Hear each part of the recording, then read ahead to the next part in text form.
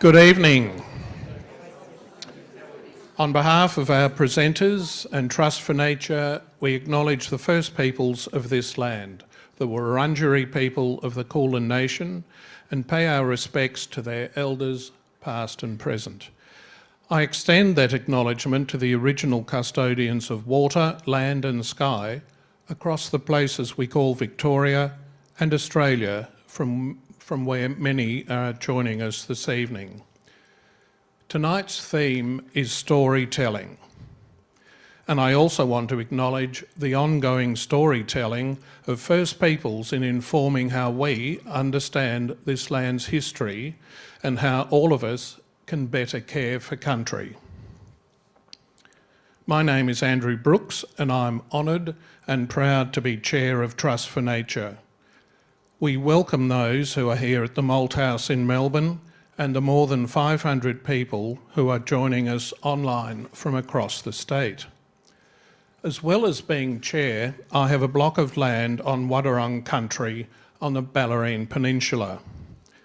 This land has been cared for and managed by the Wadawurrung for millennia, but with the arrival of Europeans, that care was disrupted. Much of the land was cleared and new species were introduced. Habitat for wildlife and plants began to degrade. My family, though, perhaps more through luck than design, did not clear or build on much of our block of land, and over the last 20 or so years, we've worked hard to improve and restore it to something of what it may have once looked like pre-white settlement. The Wadawurrung burned the area on a regular basis, and in an effort to replicate this, we've removed the tea tree and other woody weeds. This, along with some cool burns, has allowed the xanthorrhea and other plants to flourish. Today, it's a thriving patch of habitat in an otherwise built-up landscape, and every year we find more locally Indigenous plants appearing. Mind you, I cannot believe how many weeds can find their way either from seed bank or from surrounding properties into our 3 hectares.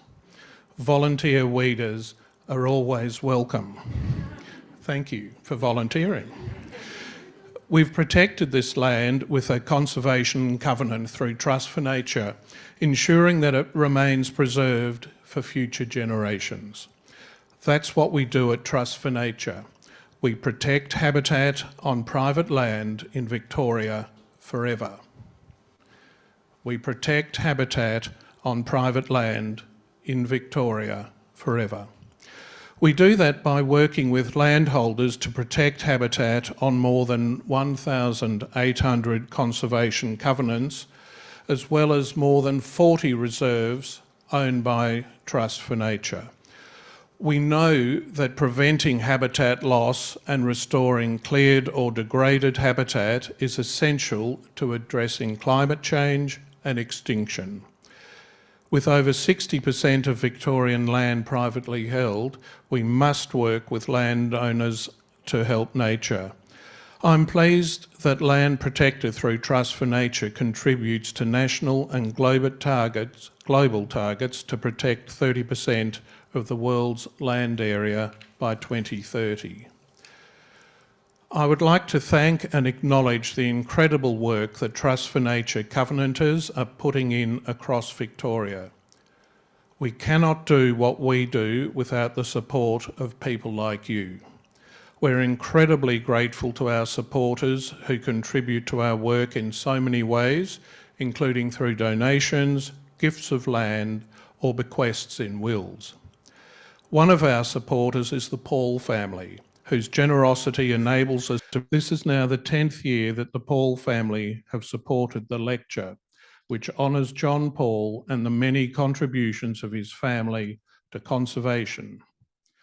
Over the years, this support has given us the opportunity to share some wonderful lectures, such as on creating predator-free havens for wildlife, working with traditional owners to share knowledge, and restoring habitat at landscape scale.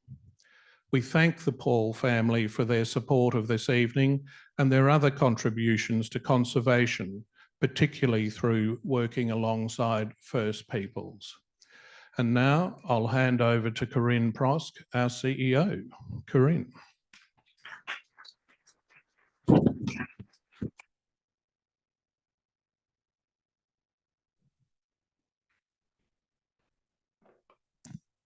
Good evening.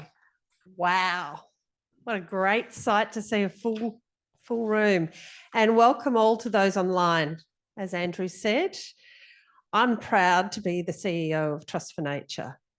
And I too wish to acknowledge the Wurundjeri people, the traditional custodians of this land. Aboriginal sovereignty was never ceded, and this was and will always be Aboriginal land. This extraordinary country, from the forests of the north of the city to the grassy plains down to the Birrarong and Port Phillip Bay. We're here tonight because we love nature. And I thank the Wurundjeri people for also, over the millennia, having that same passion for their country.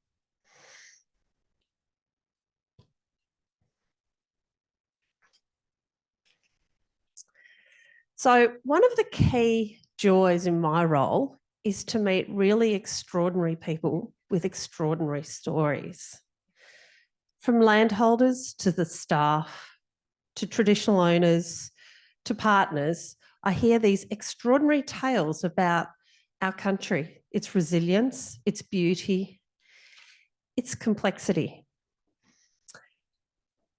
And every time I'm out there, I learn something really interesting. And most recently, I had the pleasure of attending the Wimmera Biodiversity Seminar in a very small, beautiful town of Dimboola. The seminar is put on by the locals, mixture of volunteers, community leaders, scientists. And it was there that I came home, and I think I told everyone I met along the way, including, I think, the monthly staff meeting, about the work of Dr. Nick Wilmot. He's this fantastic scientist who is doing this great work on spiders. First of all, I learnt the first fact that spider brains are so big for some spiders that they actually have to stick their brain in their leg. So, yep, their exoskeleton gets a bit tight, so you just squeeze it into the legs and then you let it as they grow out. But the piece that really fascinated me was the impact of light pollution on spiders. And what they've found is spider brain sizes grow with greater exposure to light pollution. Try and imagine tiny CT scans of these very small spiders he was working on. So anyway, apart from being a total nature geek moment, it also was a piece to reflect on, to go, what else are we doing with light pollution? What other species, what other humans are being impacted by light pollution? I suspect our brains are shrinking, not growing. But it's stories like these that capture our attention, inspire us, and make us wonder. But they also call for us to take care and to take action. So tonight, I'm really thrilled to have a set of speakers to tell you nature stories. I grew up on nature stories. I think it started with Jules Verne, and then it just progressed on. But really, that sense of curiosity and hope. And in this week, after the climate report came out, I've been looking for some hope. So today I'll hand over to Chris McCormack. Chris McCormack is not only personally an amazing storyteller, having made a couple of films around nature. I'd highly recommend his Plains Wanderer film, but also the more recent one on the Bunurong. Told with passion, beauty, and sympathy. Chris is now also one of our ecologists on team, and he's working with all of the landholders and making a difference in the Northern Plains. So Chris, I'd like to invite you up to host this evening and start telling those amazing stories. And I won't even talk about your impersonations.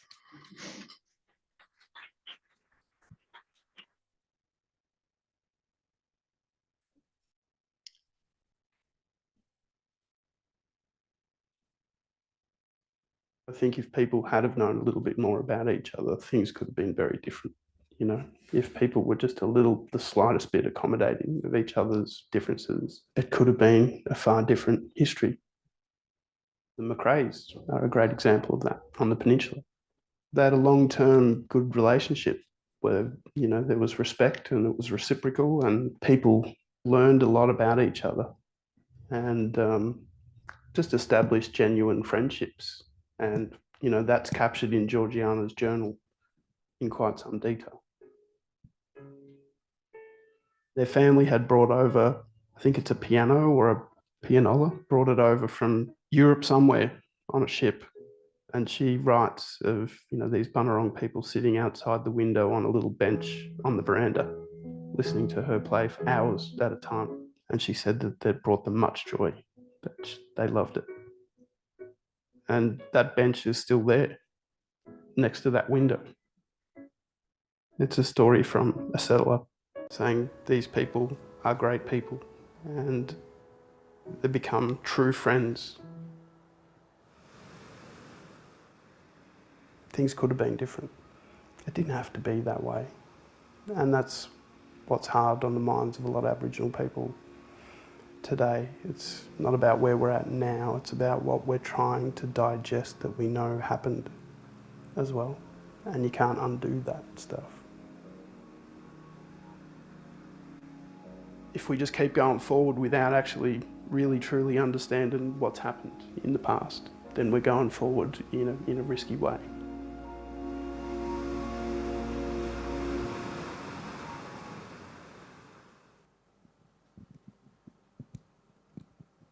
Now, things could have been different. It didn't have to be that way. Those words from Bunurong man Dan Turnbull. He's speaking, of course, about the fraught relationship between Indigenous Australians and settler colonisers in the first few decades of colonisation, and a relationship that echoes through to today. It didn't have to be that way. That's an important truth that often gets lost in broader discourse. Sometimes we assume that the particular history that we have inherited was an inevitability. But there are many ways that story could have gone. There were dissenting voices even then, the Macraes being one example that Dan points out. There were alternative narratives being weaved about how people can live together in this land. And what of the land itself? It didn't have to be that we drove the thylacine to extinction. It didn't. It didn't have to be that we spread invasive plants and animals across the continent, or that we felled tree after tree after tree of old growth forest. Black summer need never have happened. We must never forget it didn't have to be that way. Dan is a wonderful storyteller. As I said, he's a Bunurong man. We shared that footage tonight because it's important that you hear in some way, shape or form from the voice of a First Nations person, albeit however brief. I am Chris McCormack. I did have the privilege of working with Dan on that documentary, and if you do want to watch the full thing, it's only 20 minutes. It's at rememberthewild.org.au. He's incredibly generous with his time. And he continues the legacy, as Andrew was saying earlier, of countless generations of First Australians who have handed down stories that serve to remind and reinforce profound connections between people and country. In the so-called modern Australia today, such profound connections appear rare. The life of the average person is one that increasingly plays out in urban landscapes and through digital interfaces. A life where career and consumerism demand more and more of our time and attention, and where it is the productive and not the profound that govern life's rhythms. A few decades ago, an American naturalist called Robert Pyle bemoaned this alienation from nature, and he dubbed it the extinction of experience. The idea that it's not just plants and animals that are disappearing, but it's our very experience of the world that birthed us that is dropping dead. He lived on the outskirts of the outskirts of Denver in Colorado. And he was saddened by the loss of vacant lots and railway verges and riparian streams, places that he termed places of initiation. Places of initiation, where the borders between ourselves and other creatures break down, and where the earth gets under our nails and a sense of place gets under our skin. Trust for Nature cares very much about such places and ensuring refuges exist for profound connection into the future, as well as places for our non-human neighbours to exist and live their lives in relative peace. Those of us here tonight, and possibly you all, believe in the power of storytelling. I also believe that story is a place of initiation where we can form these connections. It's how we make sense of the world around us. The literary professor Jonathan Gottschall put things wonderfully when he said that story is to humans as water is to a fish, all-encompassing and not quite palpable. We live and breathe it. We dream in narrative, and so sometimes we forget about it. But if we can remain conscious of it and the power of story, particularly when it comes to things like the environment and conservation, we can use it. We can use that power. It can change perspectives. It can challenge us to overcome. It can inspire new ways of moving through the world and help us find positive pathways forward. Indeed, Dan's acknowledgement that the past was never set in stone helps us remember that the future is not yet written. And so we're all here tonight to discuss story, the environment, and our collective future. More importantly, the collective narrative that we're all weaving together. As I said before, I'm Chris McCormack. I'm many things, none of them particularly impressive.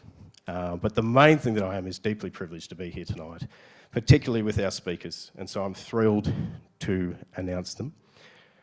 And I'm going to call them up on stage. One by one, I'm going to start with Dr. Kylie Soanes, an Australian scientist on a mission to save nature in our cities and towns, a leading expert in her field. She collaborates with councils, community groups, engineers, architects to make real change for nature cities and has experienced firsthand the power of storytelling to influence conservation action in impossible places. Please join us, Kylie.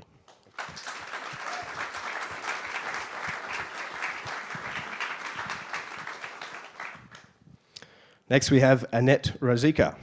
Annette is an award-winning visual storyteller dedicated to telling stories for the good of the Australian environment and conservation sector, be that our unique species, landowners protecting their patch, or our First Nations people whose thousands of years of knowledge are critical to healing country. Her work has been published both in Australia and abroad, including the New York Times about bats, which are her favourite, and the London Sunday Times, The Guardian, and Australian Geographic, where she is a regular contributor. Please welcome Annette to the stage.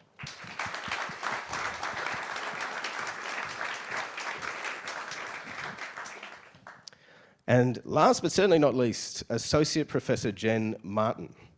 Jen studied the sex lives of possums before founding the University of Melbourne's Science Communication Teaching Program, which teaches scientists across all disciplines to be engaging and effective communicators and potentially stand here tonight and talk to you. She also practices what she preaches. She's been talking about science each week on Triple R Radio for nearly 20 years, hosts podcasts including Let's Talk SciComm, MCs events, writes for a variety of publications, was named the 2019 Unsung Hero of Australian Science Communication, and is ambassador for the Wilderness Society's Nature Book Week. Jen's first popular science book, Why Am I Like This? Question I ask myself quite a lot. The Science Behind Your Weirdest Thoughts and Habits was published by Hardy Grant in 2024. Please welcome Jen to the stage.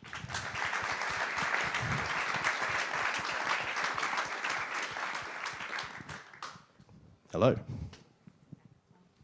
Hello. Are we comfortable? Are we relatively Sort of. comfortable? Yeah. Yes. Okay, we're going to start with an open question tonight, so anyone can jump in. Anyone up here? We'll come to the audience later. Can you please tell us a story or a storyteller who has changed the way you thought or felt about the natural world? Why do you think that story or storyteller had such an influence on you? Such an easy question, Chris. Shall I jump in? Go for it. I thought about this quite a lot. Chris did warn us he was going to ask us this. So there's a million answers you could give, but the person I settled on is Jane Goodall, because I just think she is unbelievably inspiring for so many reasons. Being so brave, this young woman who had no scientific training deciding that going to Africa was going to be a safe and good thing, and completely revolutionising our understanding of chimpanzees. And for me, what inspires me about her storytelling is the fact that she brought together rigorous, credible science with compassion and empathy and kindness and a whole lot of really excellent human characteristics. And it's easy to judge and say, you know, giving your animals names is anthropomorphizing and it's not okay. I named all my animals. I think it's fine. It helps me remember who they are. And the fact that she helped us to understand that, you know, this wasn't just a population. These were a group of individuals with a whole lot of individual characteristics. For me, Jane Goodall is just an incredible storyteller. And I feel so privileged to have been alive at a time that she could inspire me to think I could go and do fieldwork. Now, my fieldwork was not cool or difficult like hers was, but it was still, you know, it was still being alone in a forest for months and years on end. And she's a very amazing storyteller. And the fact that she's lived such a long, rich life and we've all got to learn so much from her, what a gift. Who wants to follow that one? I don't want to follow it, Wonderful. but I'll just do it Please anyway. do that. I'm going to be really obvious because I'm a photographer, so I'm going to say it was a photographer who inspired me. There's a Brazilian photographer called Sebastião Salgado. Not sure if anyone's familiar with that, but he started off as a press photographer, and he started travelling the world to document nations. But he decided instead to focus on natural history. And he spent 10 years travelling the world documenting what he thought was a disappearing world. And he produced a book called Genesis. It's an incredible piece of work. But what I found most inspiring about him and what made me realise I could do this stuff too was he ended up buying a patch of land in his home country. It was barren. And he started to revegetate it. And he told the story of how over the years all the animals started coming back, the water started flowing, and it just sort of made me realise that these things are achievable. So apart from his work being like really awesome, and I always wanted to be like him, just sort of seeing those examples of translating the work into real action just, you know, in his own backyard was pretty amazing. Wonderful. Is he and he's still active? He just passed away this year. Kylie.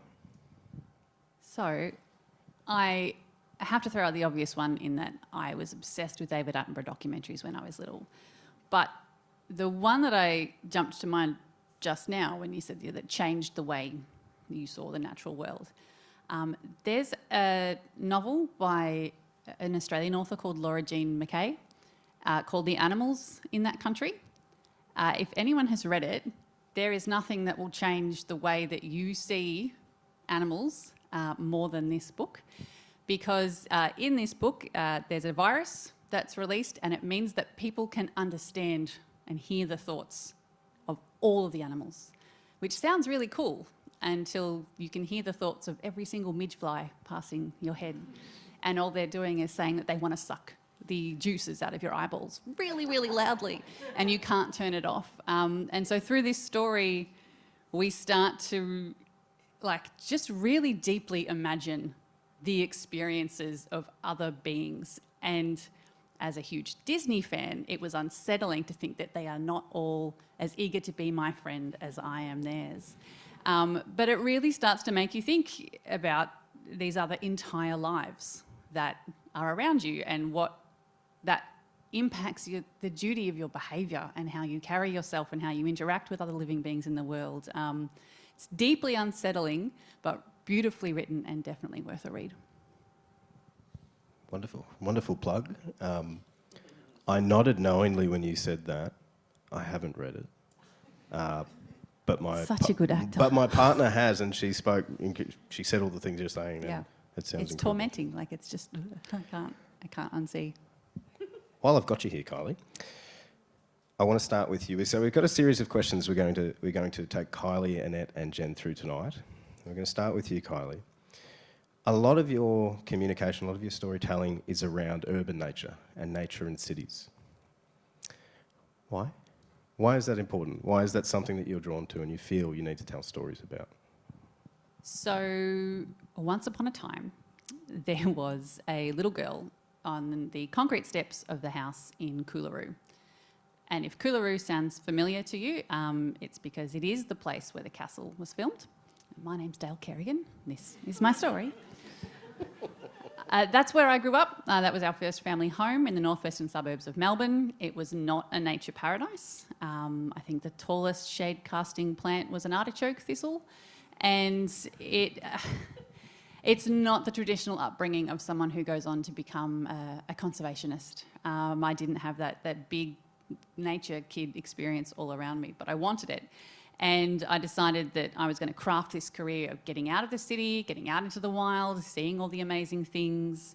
David Attenborough, Jane Goodall, they were going to shake my hand one day because I was going to be this amazing wildlife warrior. But then as I started my degree and learning about ecology and conservation, there was this constant nagging, like all of these tools that we have, we could do them here in the city, where there are lots of critters that need our help, and where there are lots of people that could benefit from having that. And it started to become really important to me that not only do we just take more care for the environment that we live in, but create that in a way so that, you know, little kids in the future don't have to grow up being 3.5 hour drive away from the nearest nature experience. So embedding that around us all the time, it's just something that I feel really passionate about doing.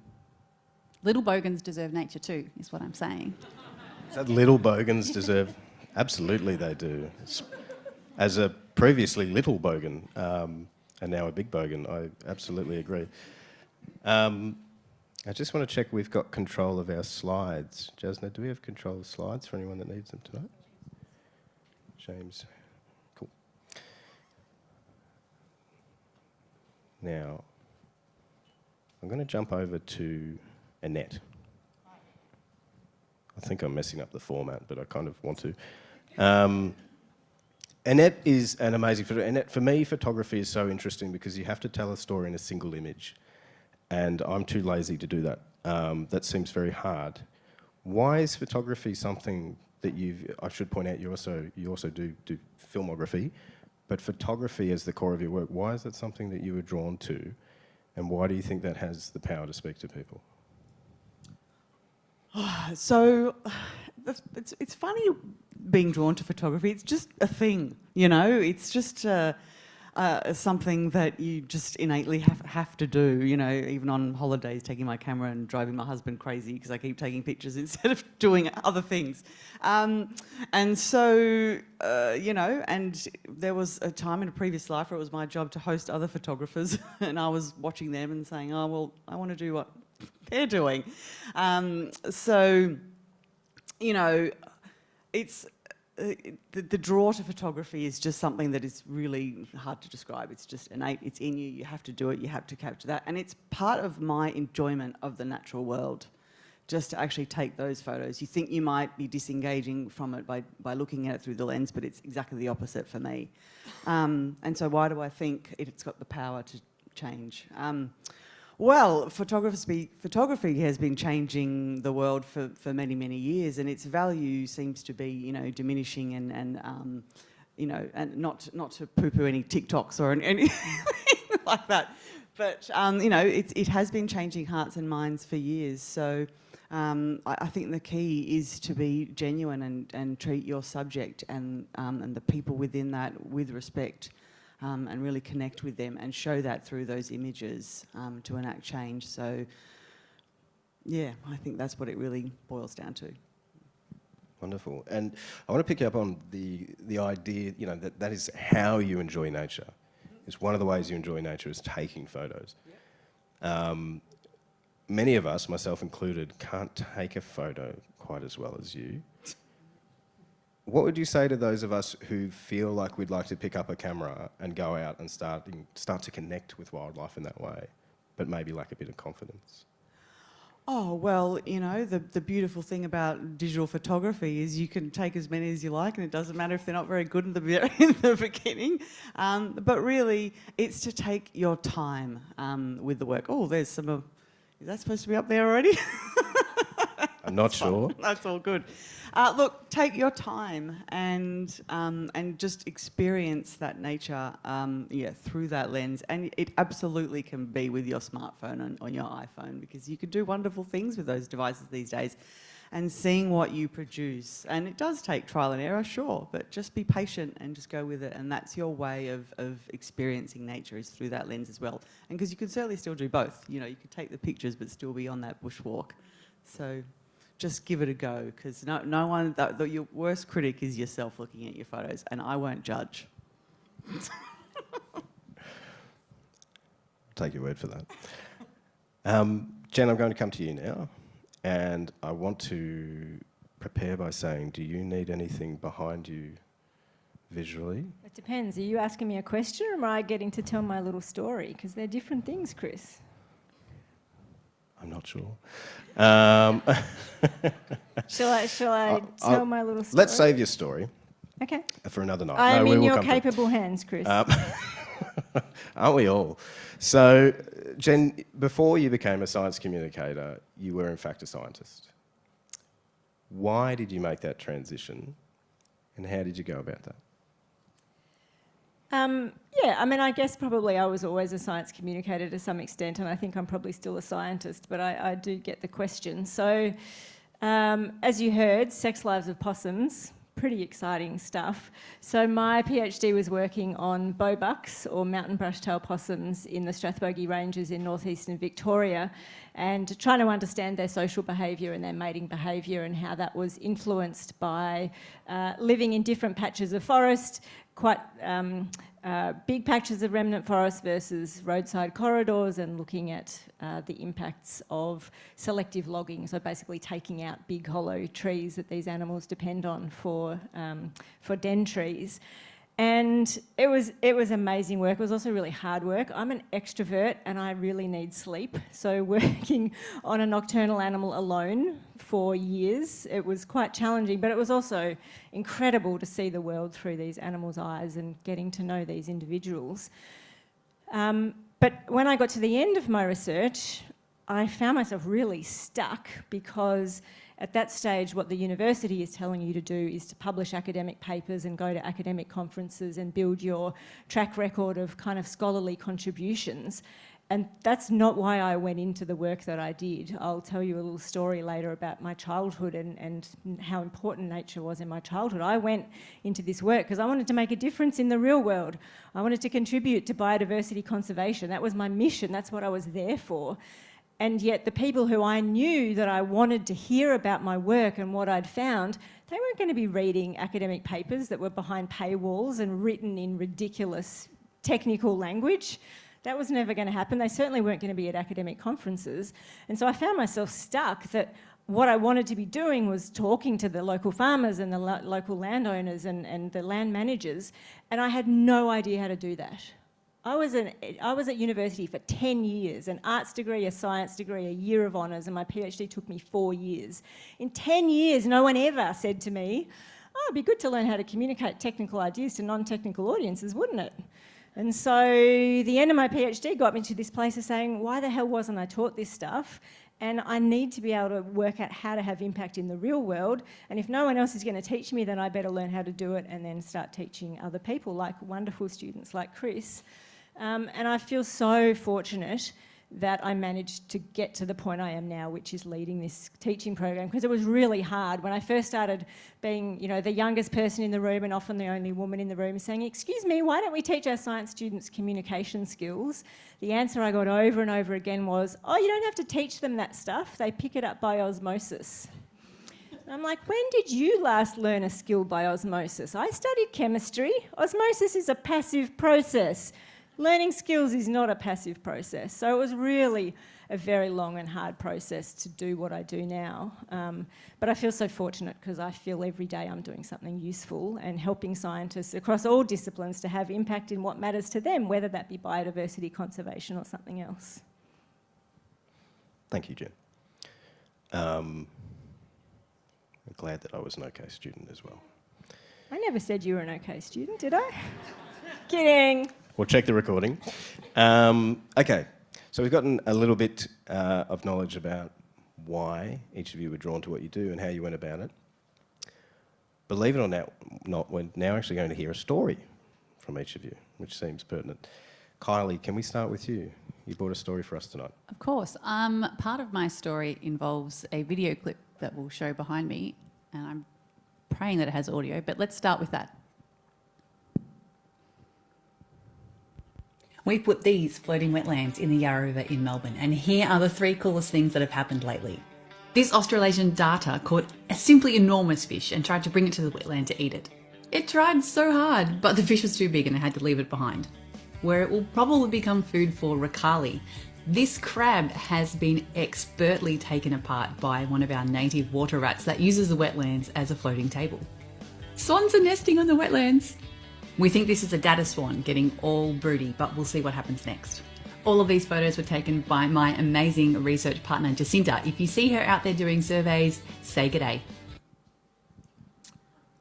So, I did not want that to be the video that we showed tonight. Not because my hair doesn't look amazing in that, but because in that video, I don't seem like a scientist. I seem like some chick who's just really excited about the floating wetlands. And you can't see any of my credentials. You can't see my degree, you can't see how many papers I've published, you can't even see my H index, Jen. And when communicating, that can feel really vulnerable to strip away all of the academic things and the expertise and that beautiful armour that is the things we know and our rank as an expert, and to just talk to people about something that excites you. And to do that on a little screen is fine, but then to show it in live to a distinguished audience such as yourself, I'm feeling a little bit exposed by that. But that has been something that I've learnt, or that I've been drawn to when it comes to telling stories about nature, is to embrace that vulnerability, because that is how we form connections with our audience and with the people that we want to hear from and we want to understand better.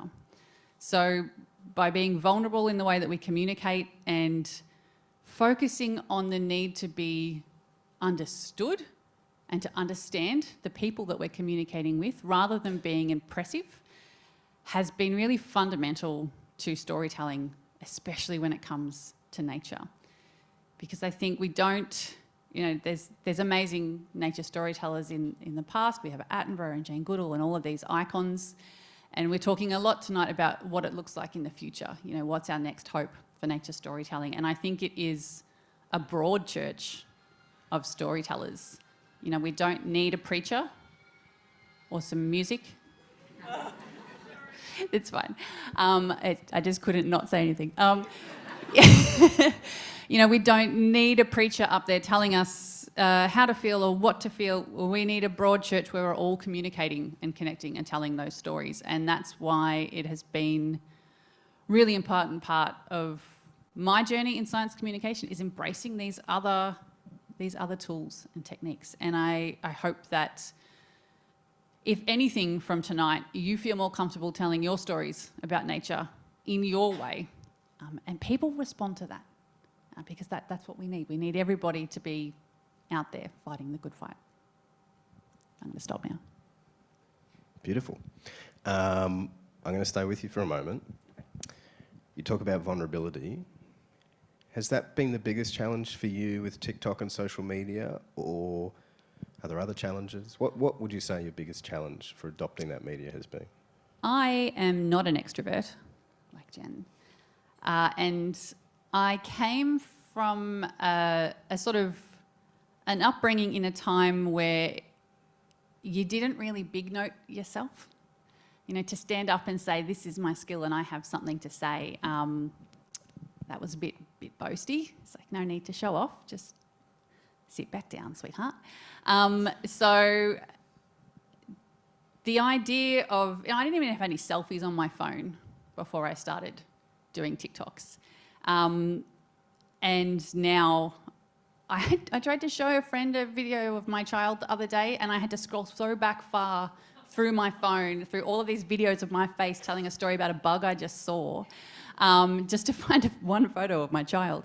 So that's how much things have changed. But that was the hardest part for me, overcoming that. What are people going to think about me if I'm always like, hey, look at me telling this story about nature?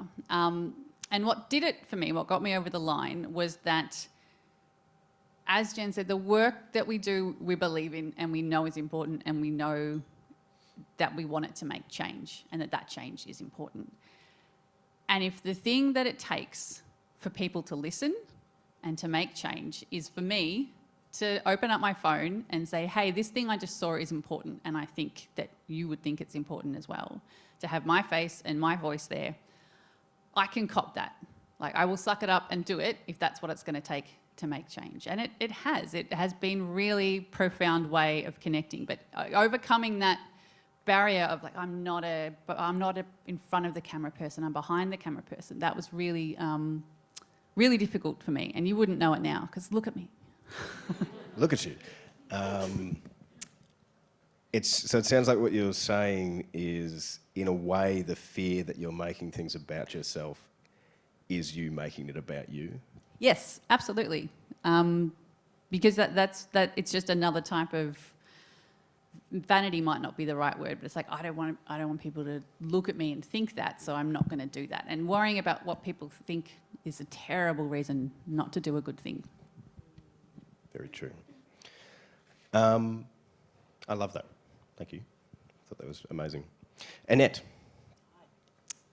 it's your turn. Awesome. You have a story for us.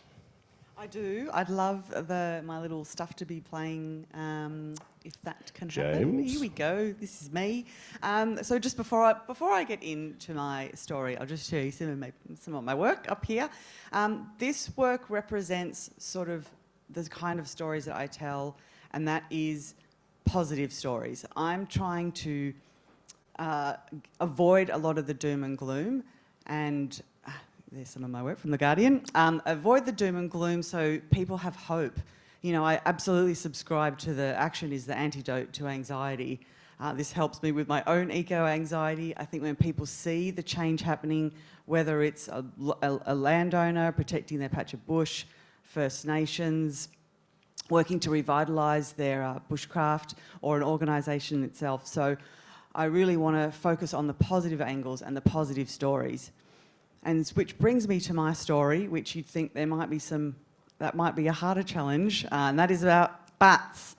So I love bats. I'm a bit obsessed with bats. I have a bat tattoo. I have a bat right here on my top. If you've never seen a bat fly out in Melbourne, go do that. Not tonight, maybe tomorrow night. They're just incredible. But they're extremely misunderstood and demonised. I'll just give this a little pause here for a second. I'll pause on the really cute bat. And so I sort of dug my heels in and wanted to find the positive angle here. And then in 2023, there was a mass starvation event here in Victoria and across the southeast coast. Pups were literally dropping from the sky. And the challenge there being, what's the positive story here, but how do I bring attention to this? Because, you know, 10 minutes from my house, there were orphan pups just hanging from the trees crying for their mum, who was most likely had died from starvation herself or had been caught in fruit tree netting. So what I chose to do was focus on the carers. They were working around the clock to rescue, rehabilitate and reintroduce back into... Oh, sorry, that was my bad. I'll just let that go. Reintroduce back into the wild these bats. And that landed me, as you saw earlier before, my first front cover story with Australian Geographic, which is obviously awesome for me and great for the bats and the carers.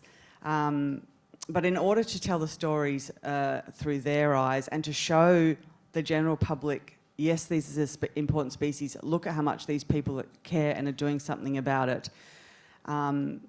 This is why I do what I do. And I don't want to necessarily address, and cram things down people's throats about, why they're wrong about their opinions on bats.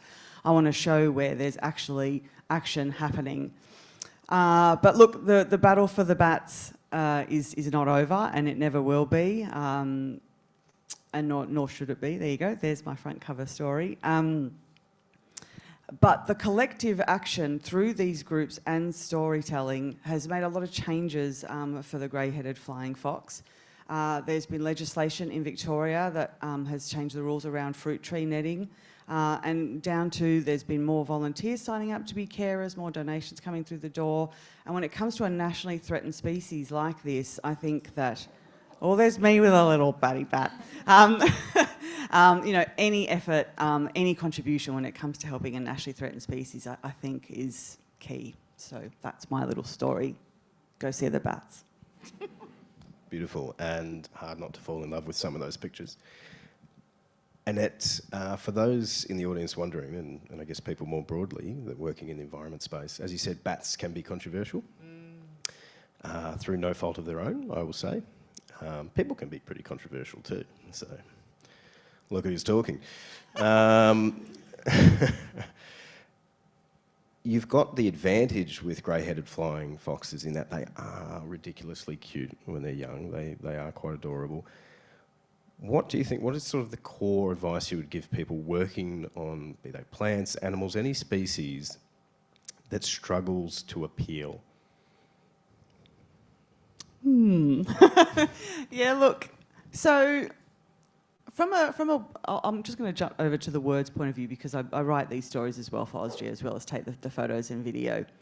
So the first thing I really like to do is have a conversation with the experts and hear it from their point of view, because sometimes just sort of telling the story through their words and their experiences is better than I could ever do. And in terms of a less appealing species, obviously that's, a really subjective thing. And apart from sort of having the advantage of, the super cute baby bats with the big eyes and the tummies, the counter to that is, to go to speak to bats, I suppose, is, although the notion of facts these days is becoming more and more muddied, but correcting some of the misinformation I think is key. Well, it's like, okay, well, why is it that you think this is, a bad species or not good for you or should be eradicated and so on? So in the case of grey-headed flying foxes, they are responsible for the pollination of our flowering forests. So that's sometimes pretty hard to argue with, so even if you might not like bats, but it's really also understanding, your audience and why don't they like this species. But you know what, the other thing is you do the work for you. So, I work on flying foxes because I care so much about them and I just love them. I am obsessed with them, so you don't necessarily have to think about, how am I going to immediately change hearts and minds. Do the work for you, and as Kylie was saying, communicate your own passion, and that can in of itself be contagious. Wonderful. I was going to make a bat joke about contagion. Me too. Don't. But I didn't. For the record, yeah, right. No, thank you, Annette. That was wonderful, and I think that's a wonderful lesson. What resonates with us and what drives us forward. And speaking of experts and people that are passionate, Jen, I would like to humbly ask you to share your possum story with us now. It's not a possum story. Oh, it's not. Sorry, frog story. Thank you. Thank you. I'm a my zoologist. other love. How gorgeous is that frog? I mean, really, ask yourself honestly, have you ever seen something so gorgeous? Can't believe you're all laughing. I know, it's like a scale from 1 to 10. Or... Well, this is 100 on a 1 to 10 scale, clearly. So this is Euparolia martini, also known as Martin's toadlet, highly endangered, very small frog species that lives in East Gippsland. And I want to share a story that's very, very special to me that is partly about my childhood and why I think I love nature so much, but also reminds us of the power of human stories and human connection to nature stories. So Euparolia martini, as we said, lives in East Gippsland and is really, really hard to find. So this is a group of people trying to find Euparolia martini. Why were we trying to find Euparolia martini? Because this little frog is named after my dad, Angus Martin. And when I was growing up, I thought I was the coolest kid in school, having a parent who had a frog named after him. I mean, you know, there were kids at school who had parents who were AFL players. Who cares? My dad had a frog named after him. And I thought that was remarkable, and I couldn't quite understand why no one else thought it was as cool, but moving right along. And growing up, one of the things that I sort of had as just part of my understanding was that my dad wasn't certain that he'd ever actually met his frog. He's like, oh, I might have, but I'm not certain. I don't know if I've ever actually met my frog. And that stayed with me. And I thought, I will never be able to live with myself if Dad doesn't meet his frog and I don't get to be there. We have to make this happen. So fast forward a long time and I'm a uni student. I'm like, right, we have to do this. This frog is becoming quite scarce. We need to do it. This shows you it's scarce. And so we went on a little trip one night, took advantage of local knowledge and went looking to try and find Euparolia martini. And at this point of the night, we can hear one single frog calling. So it wasn't like it was going to be easy. And the way you find a frog, for anyone who's done some frogging in your lives, so the male frogs call, and the best way to find this little tiny frog that you cannot possibly see because it's down in vegetation is to listen very carefully and triangulate. So you need 3 people who all listen very carefully to where the frog is. They shine their torch in that direction, and where those 3 lights cross, that is where the frog is. Because we're not good at estimating the distance away that a sound is, but we're very good at estimating the direction. And so at this point, we know where the frog is. The lights have joined. Now we just have to find the little bugger. And happily we did. So that is my dad with his frog, Euparolia martini, and because it's so gorgeous and it's so little, there's a close-up for you. I told you it was gorgeous, right? Easily 100 on a 1 to 10 scale. And what was really special about that night was that my son was with us. Now this kid is now 6 months off turning 18, 6 foot tall. He looks a bit different, but he remembers this night really clearly. And for me, this photo of 3 generations of our family with this one little frog that we managed to find that was still hanging on then and is still hanging on now. It's still around. There's not very many of them, especially with the fires, the East Gippsland fires a few years ago. You know, it's been a bit touch and go. But it reminds me that, okay, I don't expect you to all love this frog as much as I do, and I get that it's just a little brown frog. But human stories, I've told these stories often, and I can get people to care about this little frog because of this story and this human connection and this belief of wanting to make sure that my dad got to meet his frog. And I think this is probably one of my favourite photos of my whole life. Grandfather and grandson, both looking down with awe and wonder at this little tiny frog. And in the car on the way home that night, pictured this little 7-year-old who got to stay out till midnight, and his little sister had to stay home because she was too little. What he said on the way home was, that's one of the best things that's ever happened to me. And that was pretty special. So that's my little story. You can clap that if you want. I'll allow it. Beautiful.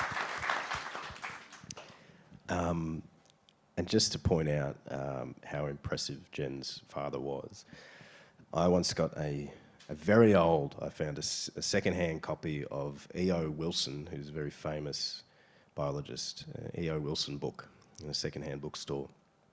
And I opened it up and there was a handwritten note from E.O. Wilson to Jen's father in there, which I thought was incredible, but of course he'd just gotten rid of this book he didn't want anymore. But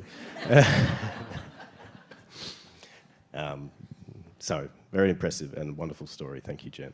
And I should point out, Dad is still very much with us and doing incredible things. He's watching online tonight. He's the best storyteller I know. So, hi, Dad. Kylie, can I come back to you? We're going to talk about the future. You have embraced TikTok, which I'm told is some kind of social media that what all the kids are doing. Kids are into. How do you think that nature storytelling needs to change over the coming decades to continue to reach audiences? Incorporating more dance. You first. Yes. I think the next generation of storytellers, and we're already seeing this on social media, there are some that, it's all about authenticity. So like there are some that have the same kind of characteristics of some of the classic storytellers when it comes to nature, like Steve Irwin and Dave Goodall. That'll do. But there are people who are just there to point out something that they love. And I think I find nothing more interesting and attractive than someone just really nerding out on something that they enjoy and that they care about. And they're not actually necessarily trying to get you to do anything. They're just trying to show you something wonderful so that you can have that wonder as well. And I think that is one of the most exciting things that I'm seeing on social media at the moment. People are not afraid to just be themselves and show their joy at every nerdy, dorky aspect. Like, I'm going to tell people that story about the spider and the brains and the legs, it's immediate virality. And I think people are, the next generation are very aware of nonsense, is the non-sweary way that I'm going to say that. They can tell when you're not telling the truth. They can tell when you're not being yourself. They can tell any kind of fakery. We worry a lot about AI, but the next generation are so good at sniffing that out. Like just immediately, they know what's going on. But they respond to that authenticity, and I think that's something that's really encouraging, because it means we don't need new technologies. We don't need new tools. We just need to embrace like good, honest storytelling and sharing our passion the way that we always have. Just doing it much shorter than we have in the past. Thank you, I think is the succinct way of me ending that. I'm very bad at short storytelling. Annette, as we've seen from some of your work tonight, you've done a lot of work with First Peoples on country across Australia. Profoundly special thing to do. How do you do that in a way that's culturally safe and you feel that you're sharing stories in a way that is authentic? Yes, great question. So the first thing you have to do is forget that you're there to take photos, so which is like avoid all of your instincts to just sort of, pick up your camera and start clicking away, because the last thing you want to be is the person that's just dropped in there and start clicking away and then you disappear again. So that's the first thing I do, is there's no cameras and it's just getting to know one another, and absolutely to build that trust, because a lot of communities have seen photographers come and go over the years, especially, and perhaps some not so great ones a couple of decades ago. So it really is a trust building exercise and getting to know one another and spending time with them, and which is a far more enriching experience, getting to know the community that you've been embedded in for whatever short space of time that you have. And then just over time, the camera just slowly becomes incorporated into that process. It's a completely different approach to any of my other work, and they're involved with the story. You know, it's that, you know, it is. They're people that they suggest what they want to say, what they want to photograph. I am, and you know, I'll just mention as well that there's some amazing Indigenous content makers and storytellers out there, and you know, when the day comes that I won't be doing that anymore would be a hugely positive thing, because other First Nations photographers and filmmakers have sort of been given the capacity and support to do so, even though I'd be really upset to not be able to go back to communities. But yeah, it's really about building that trust and those friendships as well. You know, you walk out of there just really enriched, and the things that you learn as well are just incredible, and it's such a privilege. So you're really not there with your photographer agenda in any way. Really beautifully put. Thank you. Thanks. Jen, our last question for this part of the evening. It's a two-parter. What is the most important thing you want your students to take away from your science communication courses? And would you say the same to those of us here this evening? Excellent question, Chris. I want my students, who includes Nick, who told the spider story, Nick's a legend, to recognise that when you train to be a scientist, you become part of this incredible, wonderful, fabulous world that has a whole lot of kind of conventions. And I think some of those conventions come from quite an elitist history. Traditionally, you know, we were taught, or we've all been taught to write and speak in ways that can actively exclude people who haven't had our training. But what we need to remember is that science belongs to everybody, and science is all around us. Particularly when it comes to nature, we all depend on it. And I think everybody deserves to be able to make evidence-based decisions on whatever we do, everything from the food we eat to how we travel to medicine, you know, all of these things. And so I want our students to recognise that a big part of our job, and I think our responsibility as people in science, is to be as inclusive as we possibly can and to bring people into this world. I think when I first got into science communication, you know, I kind of saw myself as a cheerleader. Rah, rah, rah, I love science. I want everyone else to love science too. And of course I still feel that way. Science is awesome. But now for me, it's much more about equity and recognising the privilege of having had access to this really high-level science education, and recognising that the vast majority of scientific research is funded by taxpayers. And by definition then, I believe that everybody, all of those taxpayers, should be able to find out what are we doing, why are we doing it, what have we found out, what does that mean? And to recognise that nature and science, it belongs to all of us. And when we connect with why we love what we do and we share that passion, we can get people interested, I think, in any topic. Because one of the things I come across so often with our students is, but no one cares about this tiny little niche thing that I do. And I'm like, I totally disagree.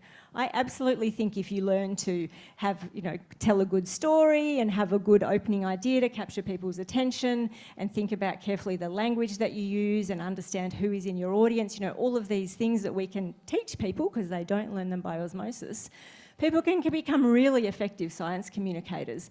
And that allows us to share our science with everybody, and it's our passion for our science that makes it so exciting and awe-inspiring for other people. So yes, my message to all of you is absolutely, you are all without question brilliant storytellers. The moment that you share ideas and experiences and stories and places that matter to you. Because like Kylie just said, people can tell when you are being genuine. People can tell when you are talking from the heart.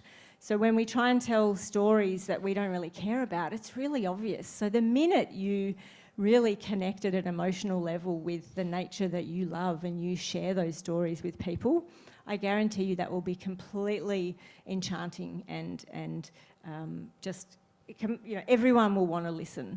So I think we all just need to recognise that, yeah, we can all be storytellers for sure. Can I add to that very quickly? You may. Because as she was talking, I realised I didn't answer my question very well.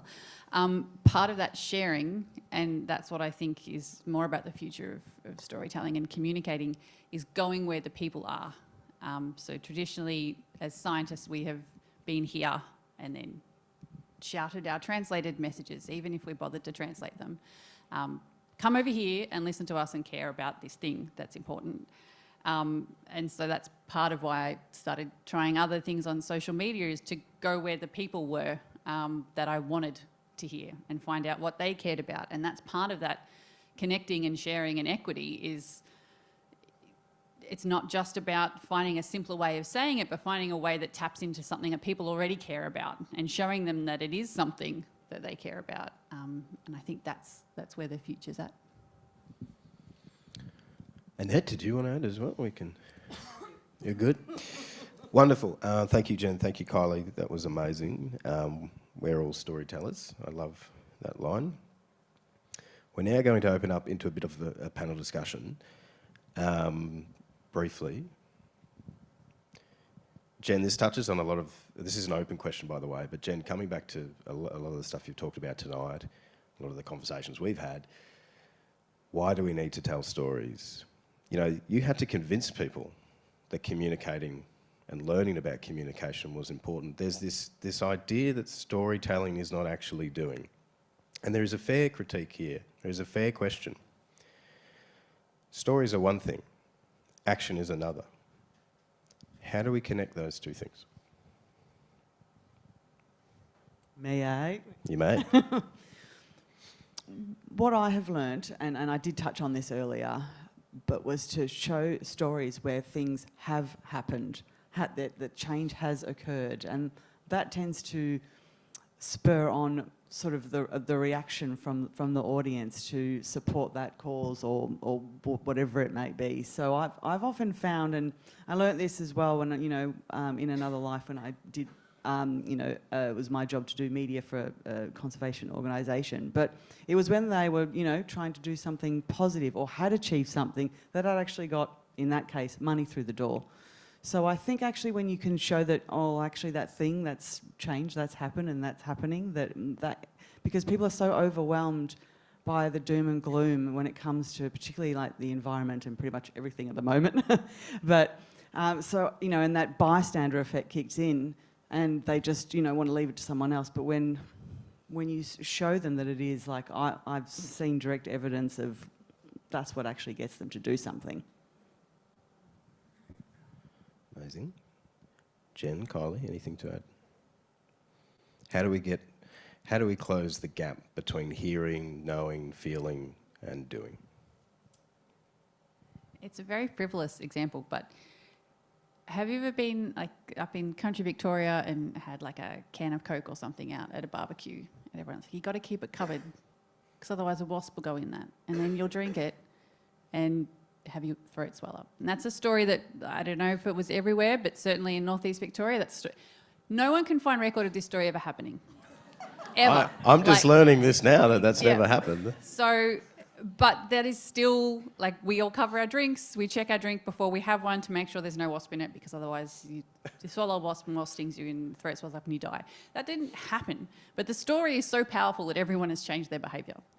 So there are, you know, without threatening everyone's throat's going to close up if they don't care about nature, but with a really well-told story that connects to an action that people already do or something that people already care about, I think that can really inspire action and change. Something I noticed working with councils a lot is that there's no nicer way to say it than monkey see, monkey do, in that they see something really great happen in a neighbouring council and they see a huge positive response to it, and then they go, we want a piece of that. How can we make that happen here? And then you have this proliferation of this wonderful thing happening all across an urban landscape where everybody wants to try it because they saw it happen and they saw how great it was. And that doesn't need to involve any doom or gloom. It's just seeing, oh, that worked and everybody loved it. And we want to do something that everybody's going to love. So can we try that as well? And I think that's a really powerful part of storytelling, is showcasing things that work great and have had a positive impact on people's lives, because then people want more of that. Yeah, I mean, I think the only thing I would add is just the research tells us very starkly that facts aren't very good. If you want to encourage people to talk about things or remember things or change their behaviour about things, and a lot of scientists, you know, facts are everything to us, and it's very important that we believe in the importance of accuracy of facts, for sure. But we believe that if we just show people the facts, that they will therefore draw their own conclusions and do what we want them to do. And it's just not how it works. And so recognising the power of story to connect with people at an emotional level, so that they're not just focused on the fact is this, whether it's a positive fact or a negative fact, to be honest, but it's the emotion that stories bring that allow us to connect with the things that we care about at a really deeply emotional level. And it's that sense of awe, or that sense of anguish, or that sense of deep inspiration. I know it doesn't always lead to action, but I think it does more often than not. And so that's why stories are just so important, and there's a huge literature on it. Chris is quite an expert. He hasn't told you yet, but Chris is doing a PhD on this stuff. He knows stuff. I'm looking at you, mate. You know, we know that narratives engage and inspire, and we remember narratives, we share narratives. You know, you all grew up listening to stories, and anyone who's ever interacted with children, whether they be your own or others, you know, you've told them stories, you've read them stories. Like you said at the beginning, stories are the lifeblood of humans, and maybe they don't always lead to behaviour change, but I think often they do. Can I jump in? Is that all right? Got time? There's one thing I really wanted to say, but I forgot. And that was sometimes it just takes time and a process and patience. And as Jen was talking, and that's why I quickly jumped in now, because I was reminded about Kara, and she's out in Sale. And she, you know, once had a really tough crowd with anyone who, you know, got caught on, you know, say a bat would get caught on barbed wire, they'd be like, oh, just shoot it, you know. And so she started with offering talks through her local council. And over years of offering these talks and slowly educating, and people started to get a bit more interested. And it just took a process, and, you know, it took first a little bit of interest, and that just grew. And she was patient, and she did softly, and she spoke from the heart. And now that council moves events from their botanical gardens to be bat friendly. They offer special events with this particular bat carer, so it's slowly becoming embedded in that council and in those towns. So it does take patience and time and a collective effort. Amazing. Patience, time, collective effort. I want to get to some audience questions, so I'm going to ask for one last response from each of you, a short response, if I can. A TikTok response, perhaps. Our audience has heard so much tonight, so much advice. They may be wanting to tell stories themselves. They may want to be supporting storytellers. What is the one thing you would say? You know, what's your take home here? Of course, we hope they remember everything. But if there's one thing they remember, one piece of advice for storytelling outside of this room, what would it be? Kylie, I'll start with you. Oh, we can start with Jen. Do you want me to go? Mine's pretty simple, and I'm sure you're already all doing it, but tell stories about the nature that you love and that you know. You don't have to become an expert in anything else. You don't have to read the research. You don't have to do any research. You just have to reflect on what you really love and care about, and maybe a place that you know well, or maybe you haven't known it for that long, but somewhere that matters to you, that when you close your eyes and picture being somewhere that you feel truly yourself and truly excited to be alive and grateful to be on this planet, I think tell stories about that place, and you can't help but inspire people. She totally stole my answer, but You have to have a different one. look, so I was going to say, do it about something that you love, that you care about. It doesn't matter what you think anyone else will think of that. And also you don't have to do it to convince anyone. Like I'd say, just do it because you love it. Because you, in my case, you want to take that photo of that dragonfly in the sun because it's just awesome. and then if you want to share that, by all means. But really, yeah, just stay genuine and do it about things that you love, and just do it for you as well.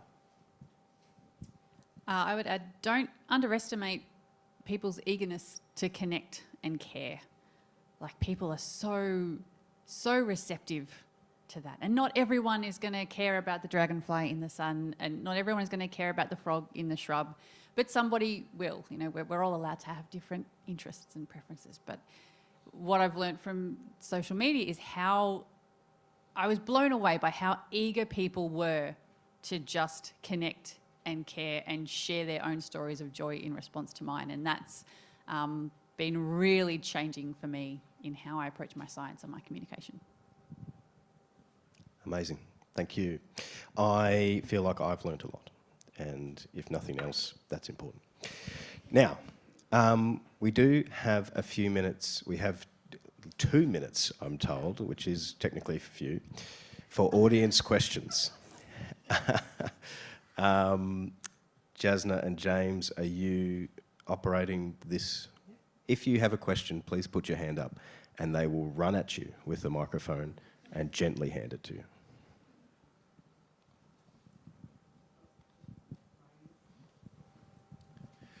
It's pretty hard to come up with a positive narrative around the climate crisis. Any tips for how we can do that in a way that people listen? Which people do you want to listen? Because Well, I ask it because I think lots of people know, and they know what needs to be done. Actually, I would argue that most people know what needs to be done, but the people that have the power to do the things that need to be done are the ones not listening, which is the most frustrating, possibly. And that I don't have a good answer for. Can I just add to that, though? If ever you needed evidence of the power of storytelling, the fake disagreement around climate change is an example of that. Not in a beneficial or positive way that those of us here might aspire to, but nevertheless, the consequence of very powerful storytelling. Did anyone else have an answer to that? The only thing I would say is just the research suggests that the most useful or impactful communication around climate change is just the conversations. So it's, you know, it's not about getting up and giving lectures or even potentially making amazing social media content, but just having conversations with people around us where if there's someone who, you either know or you perceive that their views on climate change might be different to yours. It's not about lecturing, it's not about stating the facts, it's about having a conversation and an exploratory conversation about maybe, what they've seen, what they've noticed, what things are changing, what things aren't changing. I think that is always the starting place, a personal connection that doesn't involve judgment, but just bringing curiosity and kindness to conversations, I think. On that, Jen, I live in rural Victoria and have a lot of acquaintances and friends who are farmers and people who think very differently to I do in certain respects. And they've started talking about deteriorating weather patterns because that's a story that can be their story and they can take ownership of that and they can accept that they need to deal with that. And it's not threatening because it's not my word. And I'm not going to unpack that fully now, but I think there's something interesting in that. Other questions? More. Question race. Okay, we're going to go up the back, I think, first. Hi, thank you. What advice would you give to someone wanting to improve their storytelling?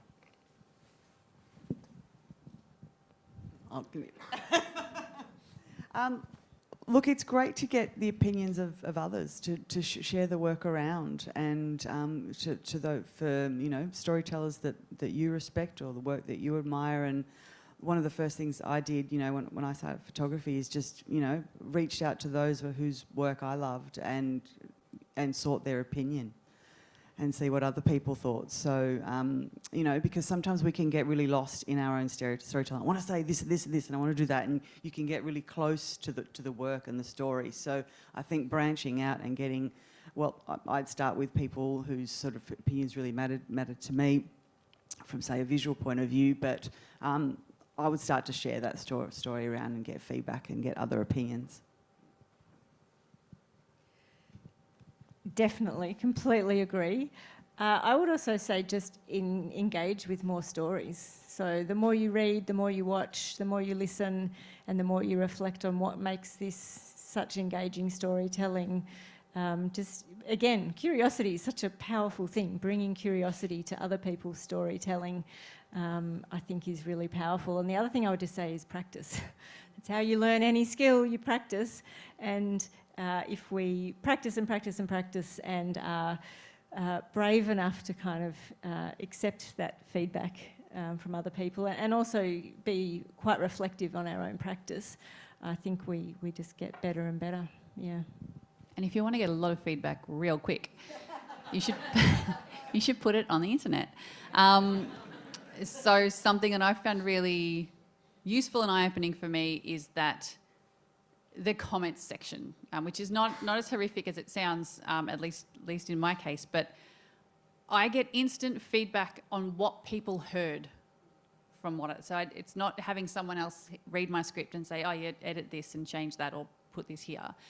I get instant feedback on what everyday people who just happen to have my video pop up in their screen actually heard and what they took away from what I said. And that tells me, firstly, whether or not I've done a good job and communicated what I thought that I had, but also what they care about and what interests them, where I need to change my message, but also where I need to take it back. Like, I made this really long video about fairy wrens and all these really intricate things that I thought were wonderful about it. And the comment section was like, wait, the males change colour from blue to brown and then they go back. And I thought that was the most basic of fairy wren facts, that they were blue, like the males were blue and most people didn't know that, and they thought that was just phenomenal, and that's all they wanted to talk about. And so then I made like 6 more videos about that, because the things that I learnt in undergrad, having a full education in ecosystems and ecology and conservation, I just passed off as basic knowledge, and it's not basic knowledge. That's crazy knowledge that people that go to university have, and most people find completely fascinating and engaging. So like, using your storytelling and then the responses you get to help you figure out what the more interesting story is for other people can be really helpful. Awesome. My 2 cents would be, I agree with everything they said. I'd also point out that, we're sat up here like experts, and it's a very lovely idea. But as we've talked about, I think we've all talked about it, we're all storytellers. And there is no real distance between us in terms of what we're capable of as storytellers. And this idea of being the perfect storyteller or creating the perfect story, that doesn't exist. And we're all so close together in this journey. So there's so much we can learn from each other. I've learned a lot listening tonight, but we could all learn from any conversation with all of you. So I just want to point out that dichotomy, it's not real. Now, we're going to take a question from online because we have so many people that have joined us and been so patient online. It's going to be actually a pretty quick question, but I'd like to know very quickly from the panellists, what's the nature story about Victoria you think needs to be told? I got one. Well, this one relates to our First Nations, so Gunditjmara out in Western Victoria. And a lot of people don't know that there's a World Heritage National Park out there that has, and I've just recently learned that they've found evidence through drone footage of 7,000 dwellings that were once there. And everyone I tell this to, they have no idea where it is, what I'm talking about. So I think this place in particular and the stories out here, and I think First Nation stories as well, and connection to country in Victoria could absolutely be shared more widely. I mean, the things that you can see just a few hours out of Melbourne are incredible. The eel traps that they have out there that are 5,000 years old, and so that's just one I would love to see everybody know about and go visit.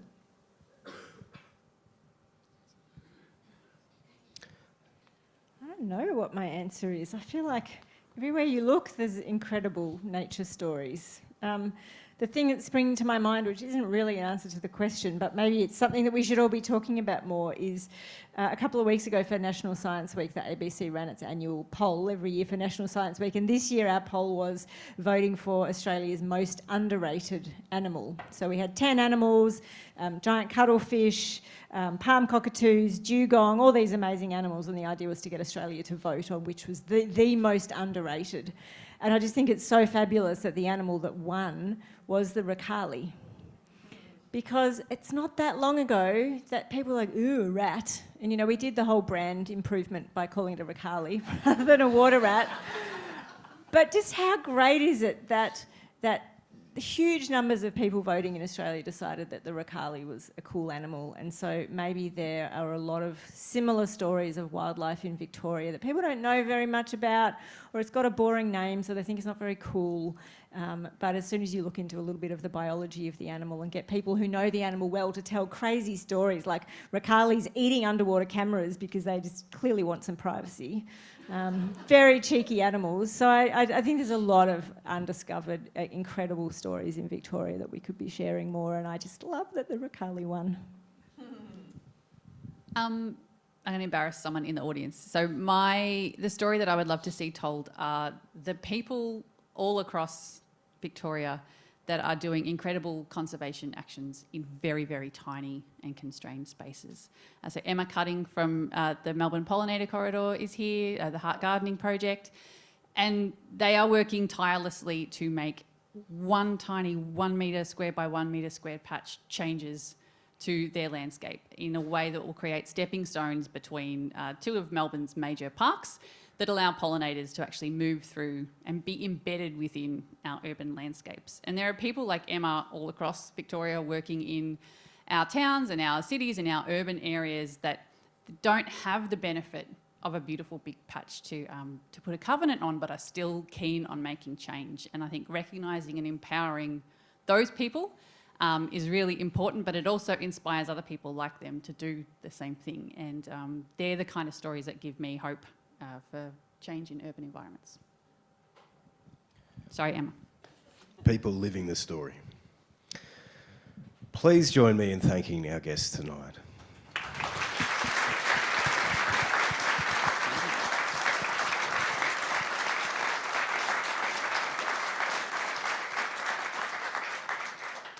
Now, as you've probably guessed, you can see more of their work elsewhere, so please do check them out.